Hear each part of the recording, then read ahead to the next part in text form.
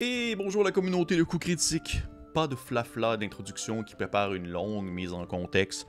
Aujourd'hui, on parle de Dragonlance Shadow of the Dragon Queen. Le nouveau livre de Donjons Dragons qui, si vous écoutez cette vidéo le jour de sa sortie, est disponible maintenant le 6 novembre 2022.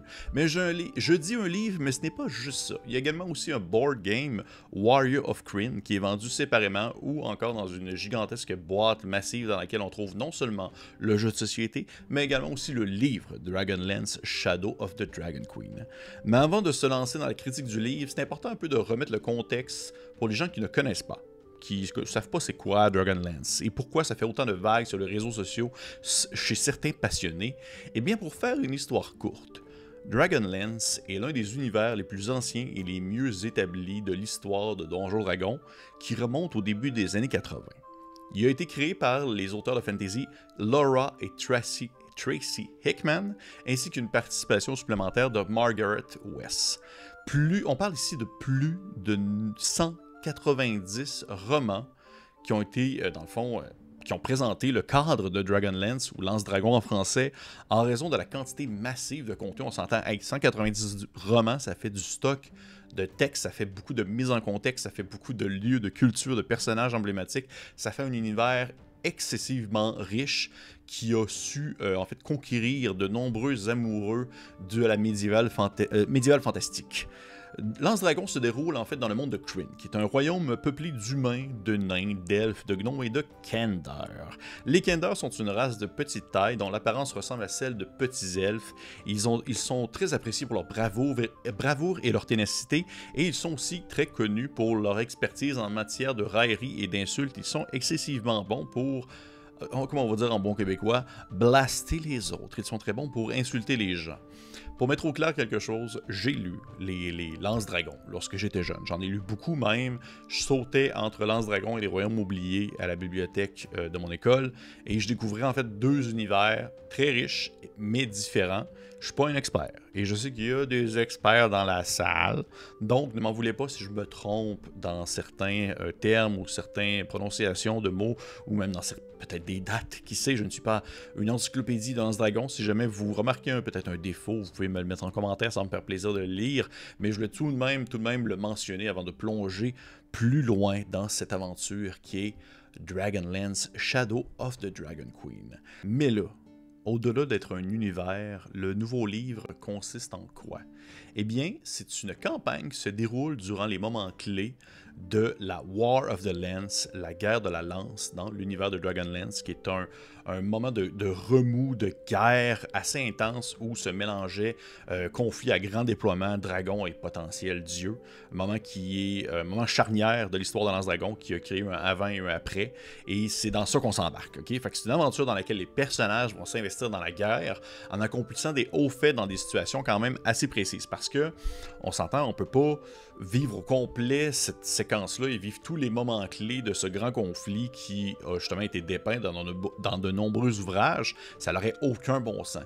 Donc, dans ce contexte-là, les joueurs sont surtout très on va dire dans des contextes plus précis, un peu plus, en anglais on va dire narrow, dans quelque chose d'un peu plus étroit, pour vivre en fait des moments clés très spécifique à cette guerre-là. C'est une guerre qui va empiéter sur la vie des personnages et elle s'attend en fait d'eux qu'ils s'engagent parce que c'est ce qui va arriver au final, c'est qu'ils vont s'engager. Donc, a priori, attendez-vous à avoir un peu plus de structure. On est moins dans une aventure où les personnages vont aller explorer un donjon, même s'il y en a, mais on est dans un contexte où il y a tout le temps quelque chose qui plane un peu plus sur leur tête et qui fait en sorte qu'ils vont toujours devoir être un peu plus proactifs et dans le fond, tenter de résoudre les différents conflits, différents problèmes qui vont se présenter à eux. Mais avant toute chose, comment le livre est divisé?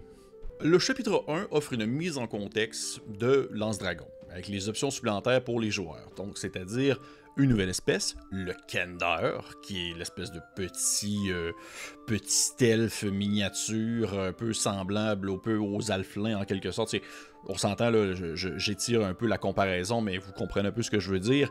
Des petites créatures aux oreilles pointues qui ont un certain talent pour ne pas être effrayées. Entre autres choses, ils ont des avantages sur des jets de sauvegarde pour éviter la condition de Frighten. Ils ont des compétences supplémentaires et ils ont aussi un pouvoir très cool. En anglais, on va dire ils sont bons pour taunter, c'est-à-dire ils ont la capacité d'intimider les autres créatures pour faire référence à, dans le fond, qu'est-ce qui arrive des fois dans les ouvrages de Lance-Dragon. Ils ont, en fait, ils sont bons pour provoquer des désavantages qui vont cibler les autres pendant un tour. Il y a également aussi des organisations ainsi que des nouveaux backgrounds qui sont proposés, des backgrounds qui sont spécifiques à l'univers de Lance-Dragon. On va parler entre autres des les chevaliers de Solamnia ainsi que les mages de haute sorcellerie, qui sont en fait deux organisations qui sont détaillées et qui les joueurs peuvent en fait décider de les prendre comme passé et ainsi s'investir dans les deux groupes qui ont tout de même des objectifs assez différents, on s'entend. Et aussi, chose intéressante, parce que veut pas, c'est dans un contexte un peu plus militaire, un contexte un peu plus guerrier qui n'arrête jamais et qu'on s'attend des personnages d'être, on va dire, un peu plus héroïques que le commun des gueux. Eh bien, les personnages commencent au niveau 1 avec un don supplémentaire et aussi au niveau 4, ils ont aussi un don supplémentaire. Dans le livre, il y a des nouveaux dons qui sont proposés, qui sont très spécifiques aussi également à l'univers de Lance-Dragon. Il y en a qui vont focuser sur les chevaliers de Solamnia, d'autres qui vont focuser sur les mages de haute sorcellerie. Et ben, ça va permettre aussi justement un peu de varier le plaisir et ainsi peut-être créer des personnages qui sont un peu plus ancrés spécifiquement dans le contexte de Lance-Dragon. Il y a également une nouvelle sous-classe qu'on pourrait traduire en français par les ensorceleurs de la magie lunaire, Lunar Sorcery, qui en fait va permettre aux lanceurs de sorts de venir être influencés par les phases de la lune pour pouvoir utiliser certaines de leurs capacités magiques. Leurs capacités arcaniques vont changer selon l'ascendant lunaire qu'ils vont décider après chaque repos long, que ce soit la pleine lune, la nouvelle lune ou la lune ascendante. Ça va venir en fait changer en quelque sorte les sortilèges qu'ils peuvent lancer. C'est correct. Pour vrai, j'ai rien à dire contre. En fait, en même temps, je suis pas l'expert des lanceurs de sorts. Mais pour ma part, je trouvais que ça intéressant parce que c'est, encore une fois, c'est un type de magie puis une option qui est très spécifique à Lance-Dragon. Le chapitre 2, Prélude à la guerre, qui est pour les premiers niveaux. Prélude à la guerre donne une vue d'ensemble de l'aventure et offre en fait différentes manières pour faire rentrer les personnages dans l'aventure, mais aussi comment les relier entre eux. Il va fournir aussi des tables de prononciation pour certains termes qui sont spécifiques à Lance-Dragon et également va proposer des préludes, des espèces d'introductions pour les personnages selon le type de classe qu'ils ont. Fait que ce soit des paladins, clercs, druides ou... est-ce que je fais le tour? Paladins, clercs, druides, mais en fait, leur prélude, leur introduction à l'aventure ne sera pas pareille que si d'autres joueurs sont des ensorceleurs, des magiciens ou des warlocks. Parce que l'univers de Lance-Dragon a une relation assez particulière avec les dieux. Je ne sais pas non plus tout trop en dire. Je trouve qu'il y a des choses qui valent la peine d'être découvertes au fil de l'aventure. Mais donc, c'est une petite introduction assez particulière que je trouve intéressante parce que justement, ça vient changer en quelque sorte vraiment l'investissement des joueurs et ça permet d'inclure aussi un aspect background, un aspect de leur passé qui est très lié à l'univers, le setting de Lance-Dragon, à l'aventure en place et qui peut, je crois, permettre certains joueurs qui sont peut-être moins familiers avec justement l'univers de Kryn, le monde de Kryn, de découvrir un peu Lance-Dragon par des petits bribes d'informations et par des petits segments de leurs propres aventures personnelles. Ensuite, du chapitre 3 au chapitre 7, on suit les personnages qui grimpent du 2e niveau jusqu'au niveau 10 et supérieur. C'est l'inclusion vraiment dans la guerre. Là. On est vraiment dans la bataille, les découvertes horrifiques des conflits, les personnages qui sont pourchassés par l'armée ennemie, ça saute d'un contexte à un autre. Il y a des moments moins d'action, mais il y a toujours une tension d'une guerre environnante, là, on s'entend. J'ai vraiment un gros coup de cœur pour le chapitre 5 qui est de Northern Ways, que je pourrais traduire ça par genre les landes désolées du Nord, qui est pour les niveaux 6 et 7 et qui offre en fait un sandbox d'un champ de bataille en ruine. Et ça, pour vrai, je trouve ça vraiment cool comme mise en contexte. J'adore ça. C'est un moment de l'aventure que j'ai trouvé super intéressant à explorer, quelque chose que j'ai pas fait souvent dans une partie de Donjons Dragons. Et suite à ça, on rentre en fait dans les annexes. Il y a 36 pages d'annexes quand même, ça fait beaucoup de stock. On a entre autres choses de l'équipement d'aventurier, Donc, des espèces des choses qui sont aussi très spécifiques à Lance Dragon, on s'entend, dont entre autres le Hoopak, qui est une espèce d'arme que les Kandor utilisent, un genre de slingshot sur un long bâton. Il y a des Nari Crash, qui sont en fait des sacs à dos avec un genre de parachute ballon à l'intérieur. C'est comme quelque chose d'un peu plus technologique que j'apprécie beaucoup. En fait, les gnomes, l'espèce des gnomes est beaucoup mise de l'avant justement dans on va dire dans l'univers de Lance Dragon comme étant des inventeurs de talent. Et encore une fois, ben, entre autres choses, il y a une annexe qui porte sur les armes de siège de gnome avec leurs caractéristiques, leurs capacités, leurs points de vie, tout ça, comment est-ce qu'on peut les utiliser. Il y a également aussi des items magiques qui sont proposés, des nouveaux de l'équipement, dont entre autres choses la fameuse lance dragon, qui est aussi littéralement une arme dans le jeu. Et aussi également, il y a un annexe, l'annexe C, qui va en fait proposer des sidekicks, donc des personnages non-joueurs qui vont suivre les personnages joueurs au courant de l'aventure et qui peut en fait les accompagner dans leurs différents conflits et tout ça. Il y en a plusieurs qui vont être on va dire d'ascendance différente entre le guerrier, le healer, quelque chose d'un peu plus défense, quelque chose d'un peu plus vraiment action. Et je trouve ça intéressant parce qu'on s'entend, on est dans un contexte de guerre, on est dans on va dire un déroulement d'une grande bataille, un grand déploiement, et je trouve que c'est une belle opportunité en fait de faire rentrer des personnages et potentiellement de les faire mourir de manière tragique afin de faire influencer la vie des personnes, des joueurs autour de la table sur le conflit actuel. Je pense qu'il y a vraiment quelque chose à venir chercher là que j'apprécie beaucoup. On s'entend, c'est pas du wargame, ça demeure du D&D, donc tous les combats vont se dérouler à un niveau individuel, mais il y a des règles qui sont proposées, des règles vraiment mécaniques qui sont proposées afin de venir influencer les batailles de masse, comment est-ce que les joueurs vont réussir à tirer leur épingle du jeu lorsqu'ils vont être dans un conflit qui va affronter des centaines de personnes contre des centaines de personnes avec des dragons volants qui crachent du feu et tout ça. Bref, on s'entend, il y a des choses à faire et ainsi il y a des mécaniques qui ont été rajoutées que je trouve vraiment intéressantes qui peuvent être prises et incluses dans d'autres contextes, dans d'autres settings, ou même vous n'avez pas besoin de faire ça dans Lance Dragon, c'est assez générique à ce moment-là. Puis, bien sûr, ben, au final, il n'y a pas juste de la guerre au courant des différents chapitres, il y a l'obligation, en fait, de faire connaissance avec des habitants d'une ville, d'avoir une certaine introduction à l'univers de Lance Dragon. Il y a des tombes qui peuvent être explorées afin qu'ils permettent d'en savoir un peu plus sur le passé glorieux de certains héros d'antan. Il y a des personnages assez emblématiques que vous pouvez rencontrer. Et il y a tout le temps un peu cette espèce de... Comment je pourrais dire ça? Il y a tout le temps un peu l'inclusion, justement, d'une mécanique ou d'une ambiance classique de Donjon Dragon, mais mis à la sauce, on est dans la guerre, donc c'est pas drôle. Fait que l'espèce de classique mission d'infiltration ou la mission où est-ce que le voleur va être plus mise de l'avant, ben il y a dans le chapitre 4, il y a un moment où est-ce que les joueurs vont devoir capturer un phare, et là, ben, c'est possible en fait de comme se déguiser, puis de commencer à explorer l'endroit sous de fausses identités pour finalement, éventuellement, ben, dévoiler leur réelle nature et tenter de prendre le phare. Pour vrai, il y a vraiment une très belle originalité dans de nombreux chapitres, dans de nombreux segments de l'aventure. C'est pas juste la bataille, et c'est ça aussi que je trouve quand même intéressant, parce que ça demeure quand même la guerre au final. Et chose quand même que je veux mentionner, je sais qu'il y a beaucoup de personnes qui étaient un peu tristes, fâchées, de la disparition de l'alignement lors de certains ouvrages précédents de Donjon Dragon.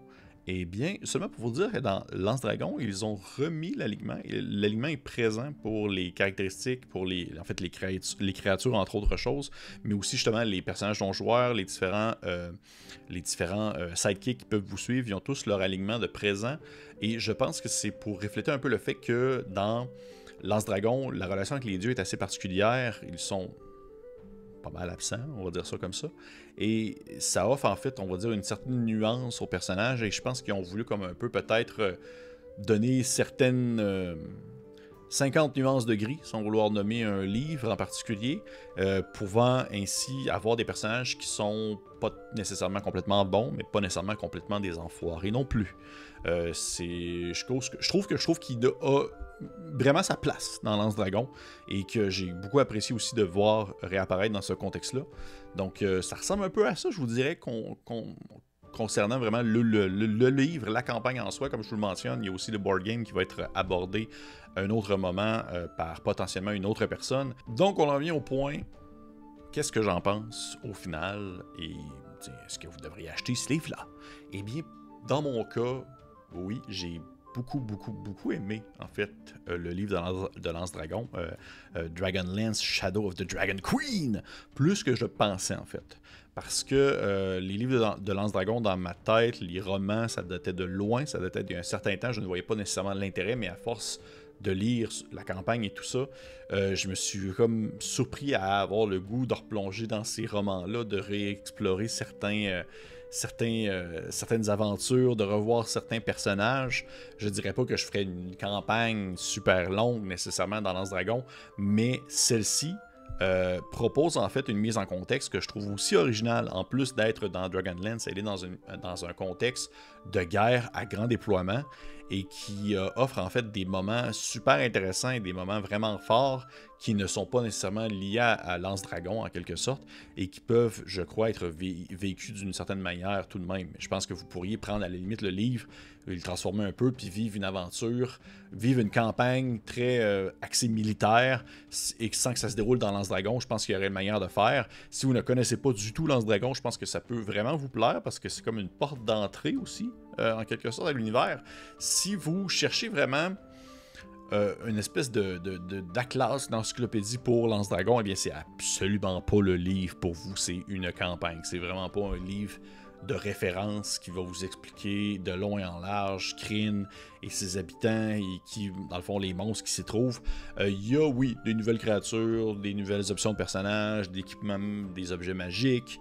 Il y a vraiment quelque chose d'assez épique, je trouve, qui donne l'impression de vivre une aventure quand même assez classique, dans le sens regroupement d'aventuriers, classique, Lance-Dragon, mais dans un contexte vraiment différent de ce qu'on voit habituellement et de ce qu'on a été habitué depuis, en fait, la 5e édition. Fait que pour moi, c'est un gros oui. Reste à voir si pour vous, c'est intéressant ou non. Je crois que ça peut... peut-être que vous allez être surpris comme moi, en fait. Peut-être que vous allez vous l'acheter et vous faire comme « Ah, finalement, c'est vraiment plus que qu'est-ce que je pensais » et que ça va vous donner le goût de commencer à lire ces ouvrages-là ou de tout simplement faire vivre la campagne, ce que j'espère sincèrement parce que je trouve qu'elle vaut amplement la peine. Fait que, hey! Ça ressemble un peu à ça. C'était ma critique de Dragonlance Shadow of the Dragon Queen. Encore une fois, merci à Wizard of the Coast de nous avoir envoyé le contenu pour pouvoir en faire une critique. J'ai vraiment très hâte de voir la vidéo portant sur le board game. Si jamais vous avez acheté le livre et que vous avez eu le temps de le dévorer en dedans d'une journée, eh bien, marquez-le dans les commentaires. Je suis vraiment curieux de savoir qu'est-ce que vous en avez pensé. Partagez-moi-le. Dites-moi si vous trouvez que c'est intéressant, si vous auriez préféré justement plus un livre d'univers sur Dragonlance plutôt qu'une aventure. C'est le genre de choses que moi, on dirait que je m'attends encore. J'aimerais ça qu'il y ait comme un livre qui n'est pas une aventure, mais vraiment comme un setting qui explique quelque chose de très profond. Je peux comprendre que certains peuvent être déçus, mais je pense tout de même que ça vaut vraiment la peine de s'y pencher. Et pour les autres, on se dit à la prochaine fois.